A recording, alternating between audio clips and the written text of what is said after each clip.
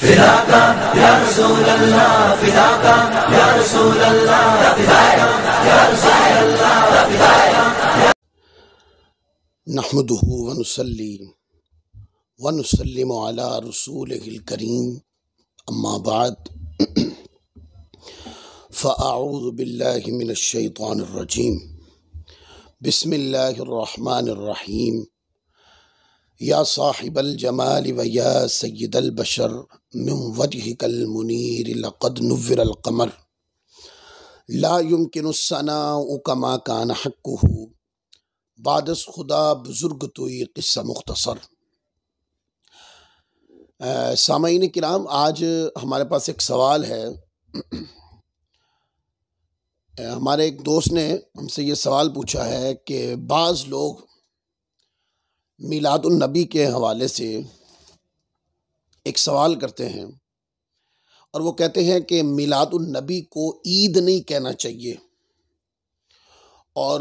ان کا ذہن سوال کے اندر یعنی یہ تاثر بھی دیا گیا کہ اسلام کے اندر کسی دن کو سیلیبریٹ کرنا، منانا، اس کا کوئی کانسیپٹ نہیں ہے. تو میں سمجھتا ہوں کہ یہ دونوں باتیں ہی غلط ہیں. اسلام کے اندر کسی دن کو سیلیبریٹ کرنے کا تصور بھی موجود ہے، اور بہت مختلف مواقع پر خوشی کے ایام جو پلٹ کے آتے ہیں ان کے اوپر لفظ عید کا اطلاق قرآن میں بھی ہے اور حدیث میں بھی موجود ہے. پھر ظاہر ہے اسی سے ہی استدلال کیا جائے گا نا. آپ قرآن مجید کی آیت کریمہ پڑھیں. قرآن مجید کے اندر یہ پارہ نمبر 7 ہے اور اس کی آیت نمبر 114 یعنی سورۃ مائدہ کی آیت نمبر 114 اٹھائیں اور آیت کریمہ کو پڑھیں. اللہ رب العزت نے ارشاد فرمایا، یہ وہ پورا واقعہ بیان ہو رہا ہے کہ بنی اسرائیل کے اوپر نعمت مائدہ جب نازل کی گئی، یعنی آسمان سے دسترخوان، کھانوں کا بھرا ہوا دسترخوان جب اتارا گیا تو یہ اس تناظر میں آیت ہے. اور اس کے اندر لفظ دیکھیں، اللہ رب العزت نے ارشاد فرمایا، ربنا انزل علینا مائدۃ من السماء تکون لنا عیدا لاولنا وآخرنا. یہ دعا ہے حضرت عیسیٰ علیہ السلام کی. آپ کیا دعا فرماتے ہیں؟ اللہ کی بارگاہ میں عرض کرتے ہیں، اے اللہ، اے ہمارے رب، ہم پر آسمان سے خوان یعنی کہ دسترخوان نعمت نازل فرما دے، اور اس کے اترنے کا دن ہمارے لیے عید ہو جائے، اور ہمارے اگلوں کے لیے بھی اور ہمارے پچھلوں کے لیے بھی عید ہو جائے. اب یہاں پر بیسک بات سمجھنے کی ہے. ایک تو نعمت کے اترنے کے دن کے اوپر قرآن مجید میں عید کے لفظ کا اطلاق کیا گیا، اور پھر آگے لفظ آتے ہیں عید لاولنا وآخرنا. وہ جس دن دسترخوان نازل ہو وہ اولین اور آخرین یعنی موجودہ اور بعد میں آنے والے لوگوں کے لیے وہ عید کا دن بن جائے. اب مجھے ایک بات بتائیے، نعمت اتری جس دن، اس دن ذہنی طور پر بندے کے ذہن میں یہ بات آتی کہ جس دن نعمت اتری اور جن پر اتری وہ لوگ تو عید کے طور پر اس کو منائیں، لیکن بعد والے کیوں منائیں؟ ہاں، بعد والے اس دن کو یاد کر کے منائیں کہ اس دن نعمت نازل ہوئی تھی، لہذا اس کو بطور عید، بطور خوشی کے سیلیبریٹ کرتے رہے. یہ تصور قرآن مجید نے دیا ہے. اب یہاں پر ایک سوال پوچھ لیتا ہوں آپ سے کہ ایک کھانوں کا دسترخوان جو حضرت عیسیٰ علیہ السلام کا معجزہ بھی تھا، اور ان کی دعا کے طفیل اور وسیلے سے آسمان سے کھانوں کا بھرا ہوا دسترخوان بنی اسرائیل پر نازل ہوا، لہذا اس کے اترنے کا دن بھی چونکہ نعمت عظمیٰ تھی، نعمت تھی، اور اس کے اترنے کا دن بھی عید بنا. اور پھر وہ بعد والوں کے بھی بطور نعمت عظمیٰ کو سیلیبریٹ کرنے کے تناظر میں اس نعمت کے اترنے کے دن کو منانے کے تناظر میں مستعمل بھی رہا، اور وہ لوگ مناتے بھی رہے، اور یہ تصور بھی قرآن مجید نے دیا. تو میں آپ سے ایک سوال پوچھتا ہوں کہ ایک دسترخوان کی نعمت اترے تو وہ دن عید کا دن ہو، اور جس دن وہ ذات اقدس جو تمام نعمتوں کی وجہ ہے، تمام نعمتوں کا وسیلہ ہے، وہ ذات محمد مصطفیٰ صلی اللہ علیہ وآلہ وسلم ہے، تو پھر ان کے تشریف آوری کا دن عید کا دن کیوں نہیں ہوگا؟ لہذا اب ایک قرآن مجید میں لفظ عید بھی ہے، اور لفظ عید وہ نعمت کے اترنے کے دن کے اوپر کلام کیا گیا، پھر اس نعمت کے اترنے کا دن بعد میں بطور عید منایا جاتا رہے گا، اس کی طرف بھی قرآن مجید نے اشارہ کیا۔ اب یہ دیکھیں، ویسے سوال کا جواب اتنا ہی کافی ہے کہ جب قرآن مجید سے یہ تصور مل گیا، لیکن آپ احادیث کی طرف بھی جائیں۔ احادیث کے اندر دیکھیں، آقا علیہ الصلوۃ والسلام جب مدینہ پاک کے اندر تشریف لائے تو مدینہ کے اندر یہود کی کثرت تھی، اس کی ایک پوری لمبی تاریخ ہے، لیکن یہودی لوگ عاشورہ کو روزہ رکھتے تھے، عاشورہ کا روزہ رکھتے تھے۔ اب اس کی بڑی لمبی تفصیل ہے کتابوں کے اندر، احادیث میں ہی ہے اور حدیث کی کتابوں میں بھی ہے،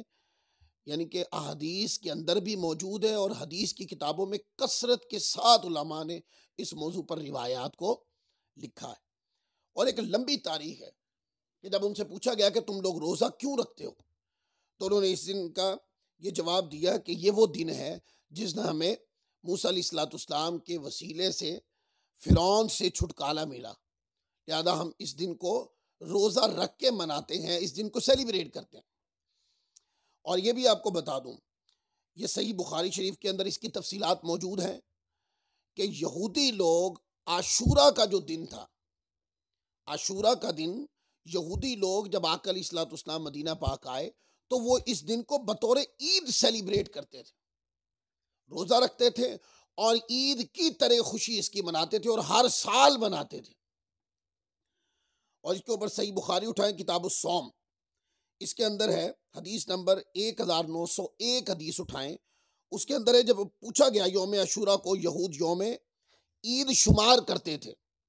حضور نبی پاک صلی اللہ علیہ وآلہ وسلم نے مسلمانوں کو حکم دیتے ہوئے فرمایا کہ تم ضرور اس دن روزہ رکھا کرو، یعنی کہ وہ سیلیبریٹ کرتے ہیں تو تم بھی سیلیبریٹ کیا کرو۔ اور ایک حدیث پاک کے اندر اس طرح کے لفظ بھی ہیں کہ آقا علیہ الصلوۃ والسلام نے کہ ہم یہودیوں سے بڑھ کر حضرت موسیٰ علیہ الصلوۃ والسلام کے حقدار ہیں، اس لیے کہ یہودی لوگ تو تعلیمات موسیٰ کو ترک کر گئے، چھوڑ گئے، اور ہم ہیں کہ حضرت موسیٰ علیہ الصلوۃ والسلام کی تورات کی قرآن تصدیق بھی کرتا ہے، اور ان کی تعلیمات کو کما حقہ قرآن مجید نے جس طرح بیان کیا زندہ و تابندہ ہم نے رکھا ہے، لہذا ہم ان سے بڑھ کر موسیٰ علیہ الصلوۃ والسلام کے حقدار ہیں۔ تو مخالفت کرنے کا تصور بھی ہے اور اس دن کو سیلیبریٹ کرنے کا تصور بھی ہے جس دن بنی اسرائیل کے اوپر نعمت نازل ہوئی، اور چونکہ وہ بطور عید سیلیبریٹ کرتے تھے تو ان کے عید کی سیلیبریشن کو آقا علیہ الصلوۃ والسلام نے منع نہیں کیا، بلکہ حضور علیہ الصلوۃ والسلام نے صحابہ کرام سے بھی فرمایا کہ تم بھی روزہ رکھا کرو۔ تو اس طرح کئی احادیث ہیں جس کے اوپر آپ ان چیزوں کو پڑھیں گے تو آپ کو پتہ چلے گا کہ اس طرح کئی مواقع آئے جو خوشی کے طور پر ان کو منایا جاتا تھا،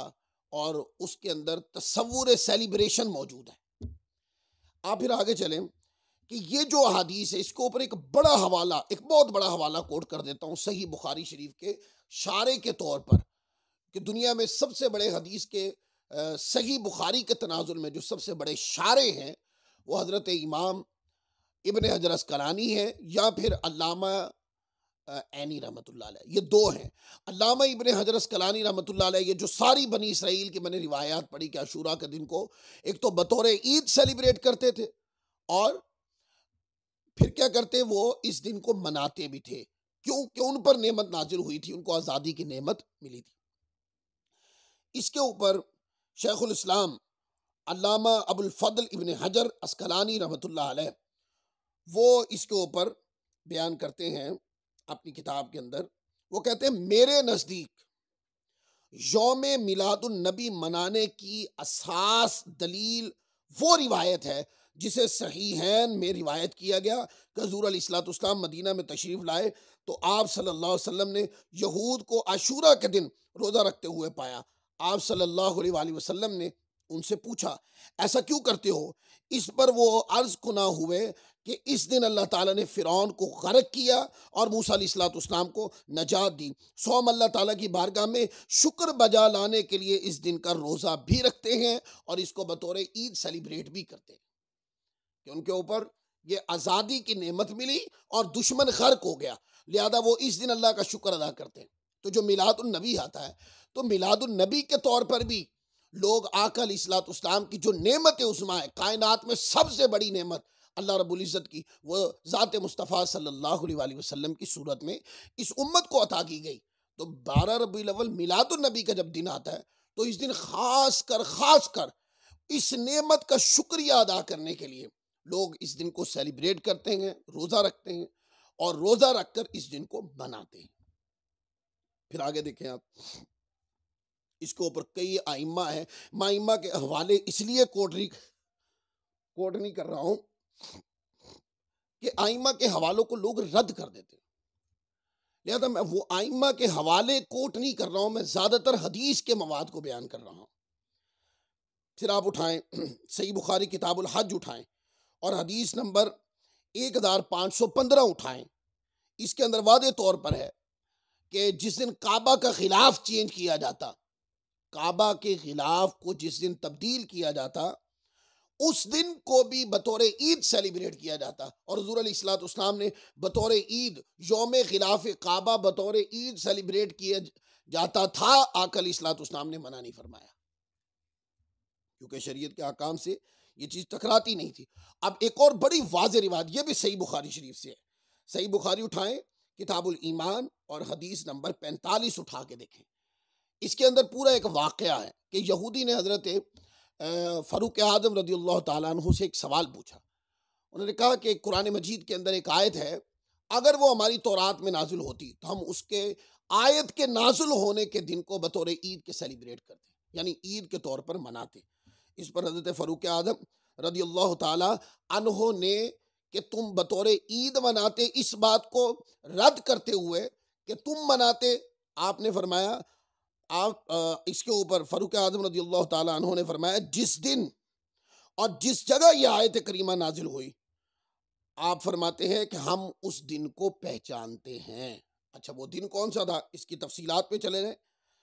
وہ دن تھا جمعہ کا دن تھا اور عرفات کا دن تھا۔ اسلام میں عرفات کا دن اور جمعہ کا دن پہلے ہی حدیث کے اندر بطور عید کے سیلیبریٹ کیا جاتا ہے۔ اس کے اوپر یہ کہ فاروق اعظم رضی اللہ تعالیٰ عنہ نے یہ فرمایا کہ وہ بطور عید کے پہلے ہی ہم مناتے ہیں، یہ بخاری شریف کی اس روایت میں نہیں ہے، لیکن یہ لفظ کہ وہ آیت جس دن نازل ہوئی اور جس دن نازل ہوئی وہ حج کا دن بھی تھا اور وہ جمعہ کا دن بھی تھا، اور حج کا دن اور جمعہ کا دن پہلے ہی ہمارے لیے عید کے دن ہے۔ اس کے اوپر اس کی تفصیل امام طبرانی رحمۃ اللہ علیہ کی المعجم الاوسط کے اندر ہے، حدیث نمبر 830 اٹھا کے پڑھیں۔ اس کے اندر یہ ہے کہ جب یہودی نے یہ سارا سوال کر لیا کہ قرآن مجید آپ کے قرآن میں ایک آیت ہے، اگر وہ ہماری تورات میں نازل ہوتی تو ہم اس دن کو بطور عید سیلیبریٹ کرتے، تو فاروق اعظم رضی اللہ تعالی عنہ نے فرمایا کہ ہاں میں پہچانتا ہوں کہ کس دن الیوم اکملت لکم دینکم واتممت علیکم الی آخر الآیہ، پوری آیت ہے۔ یہ آیت جس دن نازل ہوئی، آپ نے فرمایا وہ جمعہ اور عرفات کے دن تھے، وہ دونوں دن پہلے سے ہی ہمارے لیے عید کے دن ہیں۔ اب مجھے بتائیے، جو لوگ یہ کہتے ہیں کہ اسلام میں سے 2 عیدیں اور اس کے علاوہ کوئی عید نہیں ہے، میں ایسے لوگوں سے پوچھتا ہوں کہ اس حدیث پاک نے تو یہ بتایا کہ جس دن قرآن پاک کی کوئی آیت نازل ہو وہ دن بھی عید کا دن ہوتا ہے، تو قرآن مجید میں کتنی آیتیں ہیں؟ تو ایک آیت قرآن مجید کو نازل ہو وہ دن تو عید کا دن ہو، تو جس دن پورا قرآن نازل ہوا ہوگا وہ دن عید کا دن کیوں نہیں ہوگا؟ اور تیسرا جملہ کہ جس دن صاحب قرآن کی جلوہ گری ہوئی ہوگی وہ دن عید کا دن کیوں نہیں ہوگا؟ اس لیے یہ بھی بات آپ کو بتا دوں کہ ہم کیا عید شرعی کہتے ہیں؟ نہیں، ہم عید فرحت کہتے ہیں۔ میلاد النبی کو عید میلاد النبی عید فرحت ہے، خوشی کا دن ہے، یہ عید شرعی جیسے عید الفطر عید الدعا ہے، اس طرح عید شرعی نہیں ہے۔ لہذا عید فرحت کا تصور قرآن مجید میں، احادیث نبویہ میں، یا کوئی خوشی کے دن کو سیلیبریٹ کرنا بطور عید،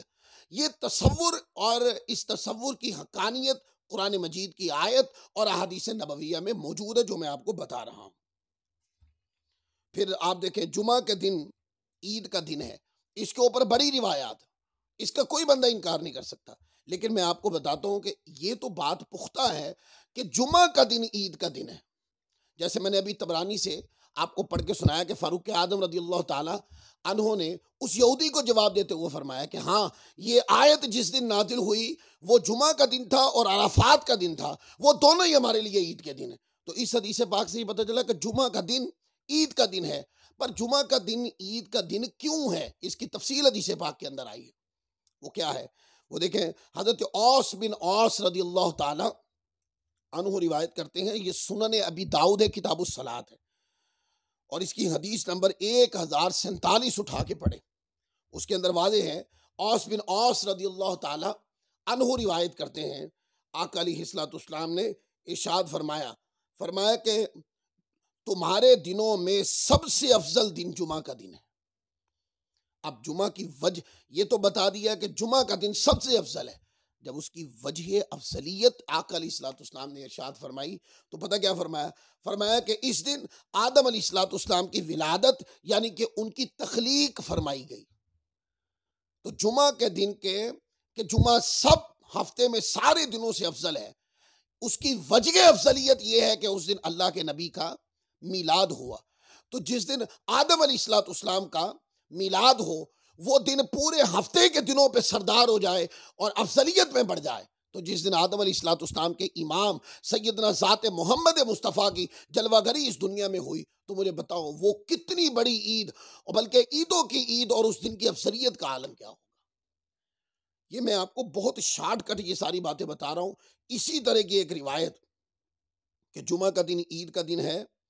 اور اسی طرح کی ایک روایت سنن ابن ماجہ کے اندر بھی موجود ہے، اور اس کے اندر آقا علیہ الصلوۃ والسلام نے ارشاد فرمایا، حضرت عبداللہ بن عباس روایت کرتے ہیں، آقا علیہ الصلوۃ والسلام نے فرمایا کہ بے شک، جمعہ کے دن کی تفصیل بیان کرتے ہوئے، بے شک یہ عید کا دن ہے جسے اللہ تعالیٰ نے مسلمانوں کے لیے بابرکت بنایا، پس جو کوئی جمعہ کی نماز کے لیے آئے تو غسل کر کے آئے، اور اگر ہو سکے تو خوشبو لگا کر آئے، اور تم پر مسواک کرنا لازمی ہے۔ اب جمعہ کا دن کو عید کا دن بھی کہا، اور کہا کہ اس دن اس کو بطور عید کے، خوشی کے، کیونکہ افضل دن ہے، اس کو خوشی کے طور پر منانا چاہیے۔ لہذا اس کے اوپر اور بھی کئی حدیث ہیں۔ ایک طرح کی ایک حدیث ہے صحیح بخاری شریف میں، آپ نے دیکھا کہ گفتگو کا زیادہ زور بخاری شریف پر ہے، اس لیے کہ لوگ بخاری شریف کے حوالے سے زیادہ بات کرتے ہیں، یعنی کہ کسی کو آپ یہ کہیں گے کوئی بات کریں تو وہ سوال کرتے ہیں کہ کیا بخاری میں ہے، مسلم میں ہے؟ اگر بخاری مسلم میں تو ہم مانیں گے، اور اگر بخاری مسلم میں نہیں ہے تو ہم نہیں مانیں گے۔ دوستو ہمیشہ ذہن میں رکھ لیں، علم کی دنیا میں کوئی جاہل دیکھنا ہو تو اس کے منہ سے یہ جملے سن لیں آپ۔ کوئی بھی یہ کہے کہ میں جو بخاری مسلم میں ہے وہ میں مانتا ہوں، اور جو بخاری مسلم میں نہیں ہے میں وہ نہیں مانتا ہوں، یہ علم کی دنیا میں اتنا جاہلانہ جملہ ہے کہ بولنے والے کا یہ جملہ جس منہ سے بھی نکلے سمجھے حدیث پڑھا ہوا نہیں ہے۔ اس لیے چلو ایک چھوٹی سی بات کرتا ہوں، ویسے تو بڑی بڑی باتیں۔ جمعہ کا دن عید کا دن ہے، اس کے اوپر احادیث ہیں، جیسے میں نے آپ کو طبرانی شریف سے روایت پڑھ کے سنائی، ابن ماجہ سے میں نے روایت پڑھ کے سنائی، اور کئی کتابوں میں، مسند شافعی میں، کئی کتابوں میں یہ روایت موجود ہے کہ جمعہ کے دن کو عید کا دن اور تمام دنوں سے افضل دن قرار دیا گیا، اور وجہ افضلیت آدم علیہ الصلوۃ والسلام کی ولادت اور دیگر مقدس امور کو بیان کیا گیا۔ ٹھیک ہے، اب بخاری مسلم میں تو یہ نہیں ہے کہ جمعہ کا دن عید کا دن ہے، پھر اس کا مطلب یہ کہ جمعہ کی افضلیت کا انکار کر دیں، جمعہ کے عید ہونے کا انکار کر دیں، ایسا نہیں ہے دوستو۔ ہونا یہ چاہیے کہ آقا علیہ الصلوۃ والسلام کی حدیث جہاں بھی سند صحیح سے، سند حسن سے، یا جس طرح یعنی افضلیت بیان کر رہے ہیں آپ، فضائل بیان کر رہے ہیں، تو ضعیف حدیث بھی اس میں بیان ہو جاتی ہے۔ ضعیف حدیث کا یہ معنی کبھی بھی نہیں ہوتا کہ وہ جھوٹ ہے، یہ غلط بات ہے، لوگوں نے غلط معروف کر رکھی ہے یہ بات۔ اب یہاں پر میں ان لوگوں سے چند سوال کرتا ہوں ایک روایت پڑھنے کے بعد، کہ حضور علیہ الصلوۃ والسلام کا در دولت ہے، سیدہ عائشہ صدیقہ تشریف فرما ہے، اور انصار کی بچیاں ساتھ ہیں، اور وہ دف بجا رہی ہیں، اور اپنی کسی کامیابی کے اوپر جو مستقبل میں ہوئی تھی تو اس کے یعنی کہ اس کو یاد کر رہی ہیں، اس کے اشعار پڑھ رہی ہیں۔ اتنے میں حضرت سیدہ صدیقہ اکبر رضی اللہ تعالی عنہ اندر تشریف لائے۔ ان کے علم میں یہ نہیں تھا کہ حضور علیہ الصلوۃ والسلام گھر میں موجود ہیں۔ آقا علیہ الصلوۃ والسلام اندر کمرے میں آرام فرما تھے، اور چہرہ اقدس پہ کپڑا ڈالا ہوا تھا، حضور آرام فرما رہے تھے۔ تو سیدنا صدیق اکبر تشریف لائے تو ان بچیوں سے کہا کہ نبی مکرم صلی اللہ علیہ وآلہ وسلم کے گھر کے اندر مزامیر الشیطان کے لفظ ہیں، کہ شیطانی مزامیر۔ اتنے میں آقا علیہ الصلوۃ والسلام نے چہرہ مقدس سے کپڑا ہٹایا، اور ہٹا کر سیدنا صدیق اکبر رضی اللہ تعالی عنہ کی طرف اشارہ کرتے ہوئے ارشاد فرمایا کہ ہر قوم کی ایک عید ہے، آج ان کی عید ہے، ان کو منا لینے دو۔ اب مجھے بتائیے، واضح طور پر اس بات کا پتہ چلتا ہے کہ نجی خوشیاں، آقا علیہ الصلوۃ والسلام کی ولادت کی خوشی تو کائنات کی سب سے بڑی خوشی ہے۔ یہ حدیث پاک بتاتی ہے کہ قوموں کی نجی خوشیاں اور وہ دن بطور خوشی کے، بطور عید کے سیلیبریٹ کیے جا سکتے ہیں جو شریعت مطہرہ سے ٹکراتے نہ ہوں۔ اور آقا علیہ الصلوۃ والسلام کی ولادت کا دن منانا حضور علیہ الصلوۃ والسلام کی نعمت عظمیٰ کا شکریہ ادا کرنے کے لیے اللہ تعالیٰ کی بارگاہ میں، تو میں سمجھتا ہوں یہ تو سب سے بڑی عظیم نعمت ہے۔ اور جو لوگ یہ کہتے ہیں کہ دو ہی عیدیں ہیں، میں اب آپ کو حدیث سے بتا چکا کہ جمعہ کا دن بھی عید کا دن، قرآن مجید کی آیت نازل ہو وہ دن بھی عید کا دن ہے، بنی اسرائیل کے اوپر نعمت مائدہ نازل ہوئی وہ دن بھی عید کا دن ہے۔ تو جو لوگ کہتے ہیں صرف دو عیدیں ہیں، اس کے علاوہ عیدوں کا کوئی تصور نہیں ہے، تو یوم عاشورہ بھی بطور عید کے سیلیبریٹ کیا جاتا، حضور نے منع نہیں فرمایا۔ یوم مائدہ جو ہے وہ بھی بطور عید سیلیبریٹ کیا جاتا تھا۔ اولینا و آخرینا کے لفظ قرآن مجید میں ہے، قرآن مجید کی ایک آیت نازل ہو تو وہ بھی دن عید کا دن ہوتا ہے، لہذا پورا قرآن جس دن نازل ہو وہ بھی عیدوں کی عید کا دن ہوگا۔ لہذا یہ بات ذہن میں رکھ لیں کہ جو دو عیدوں کا تصور دے کر باقی عیدوں کی نفی کرتے ہیں وہ لوگ قرآن، آپ کہاں گئی ان لوگوں کی وہ باتیں کہ جو کہتے ہیں بخاری سے دکھا تو دیا بخاری سے، اب کیوں نہیں مانتے؟ تو میں اپنے دوستوں کو بھی یہ بھی بتانے لگوں کہ بخاری کا جو زور دے کے بات کرنے والے لوگ ہیں یہ ایسے لوگ ہیں کہ ان کو بخاری کی علمیت سے کوئی لینا دینا نہیں۔ جہاں بخاری میں ان کی مفاد پرستی ہوگی وہاں پر بخاری کا ان کی زبان پر زور ہوگا، اور جہاں پر ان کی مفاد پرستی نہیں ہوگی وہاں پر اعتراض تو کریں گے پر بخاری کا نام نہیں لیں گے۔ اب ساری روایتیں میں نے بخاری شریف سے پڑھ کے سنائی ہیں، حضرت فاروق اعظم رضی اللہ تعالی عنہ کی روایت بھی میں نے آپ کو بخاری شریف سے پڑھ کے سنائی، یوم عاشورہ کی بھی بخاری شریف سے پڑھ کے سنائی، اگرچہ اس کی تفصیلات کے لیے میں نے دیگر کتابیں اٹھائی ہیں، لیکن اب متن اصلی اور وہ واقعہ بخاری شریف میں موجود ہے۔ اس لیے میلاد النبی کا دن جو ہے یہ آقا علیہ الصلوۃ والسلام کی ولادت پاک کا دن ہے، اور حضور آقا اللہ رب العزت کی نعمت عظمیٰ ہے، کائنات میں وجود مصطفیٰ سے بڑھ کر کوئی نعمت نہیں، لہذا کسی دوسری نعمت کا شکریہ ادا کرنے کو شریعت کے دلائل رد نہیں کرتے، تو مصطفیٰ کے میلاد کی نعمت کا شکریہ ادا کرنے کے دن کو منانے کو شریعت مطہرہ کیوں کر منع کرے گی؟ لہذا